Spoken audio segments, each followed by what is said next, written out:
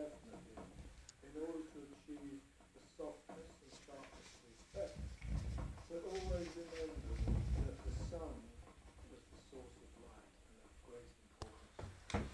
This is just a sketch, and would probably take another 2 months to the rigging and so forth, because although today is stumble and things like this, we need time for the rigging to be put in, as in this one. Skill went out into the open, painting gently and quietly in the countryside and creating a new form of painting by the very fact of their close to nature. They would sit usually in a group of 2 or 3 comrades working alongside each other and discussing the painting at the end of the day, or alone with their own thoughts. And they made a distinct and personal type of painting, as distinct from the romantic school of Derby and so on in France. And they were the precursor of so-called French Impressionists. On the ground, the warm ground, Rousseau and people of his kind that made of his way would have tried much of the painting initially with palette knife, because you can obtain a very quick effect of broadened.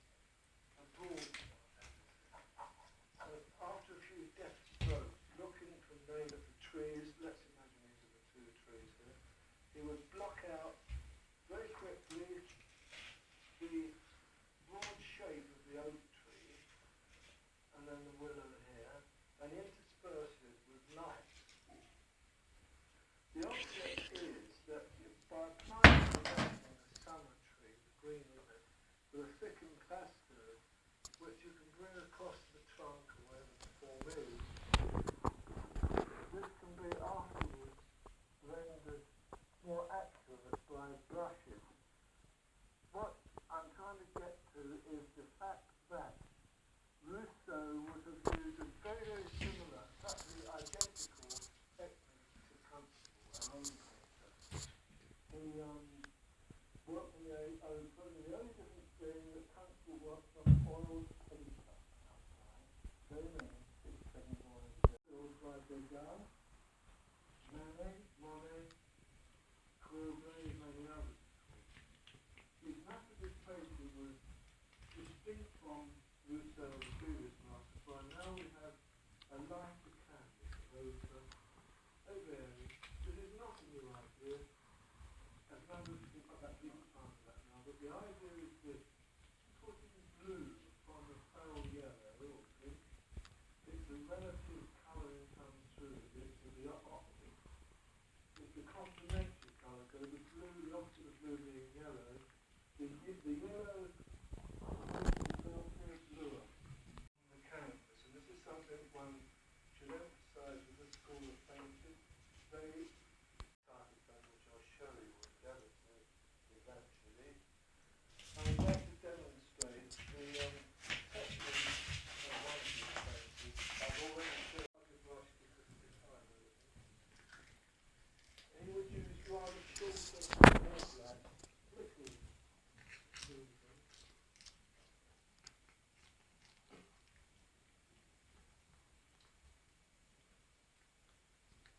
We use black for drawing, and I'll just indicate a little bit. Lazy, and a bit tired. About the speed, it's got this in.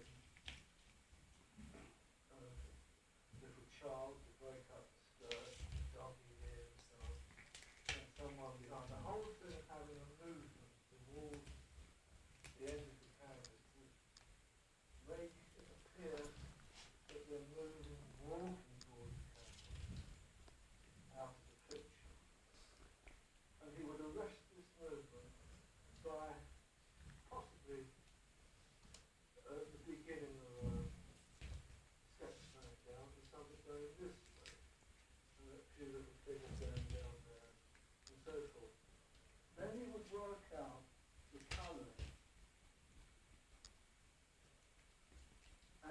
comfortable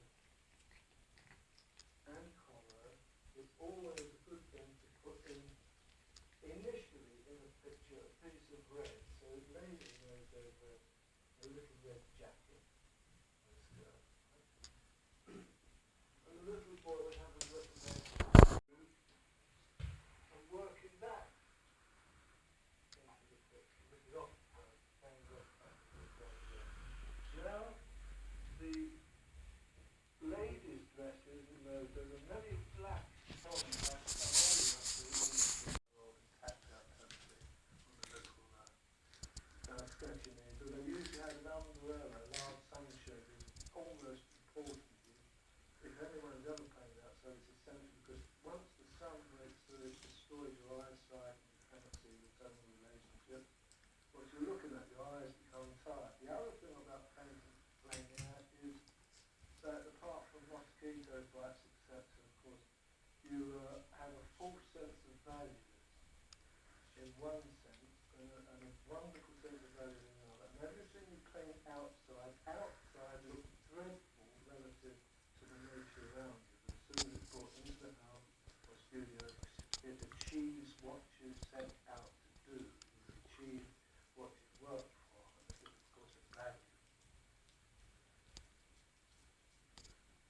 Rousseau, Houdon, Jonquil, Dauphinier were four painters